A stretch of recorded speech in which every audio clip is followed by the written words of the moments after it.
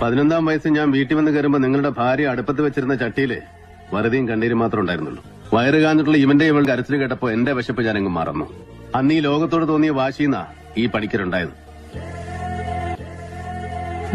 എല്ലാം നിങ്ങളുടെ പേര് രജിസ്റ്റർ ചെയ്തത് നിയമത്തെ പേടിച്ചല്ല.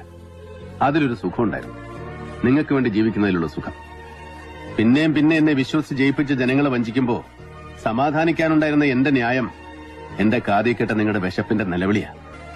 എനിക്ക് നിങ്ങളില്ലാന്ന് പറഞ്ഞ സ്ഥിതിക്ക് ഞാനിവിടെ നിന്ന് ഇറങ്ങുക വെളിയിലേക്ക്.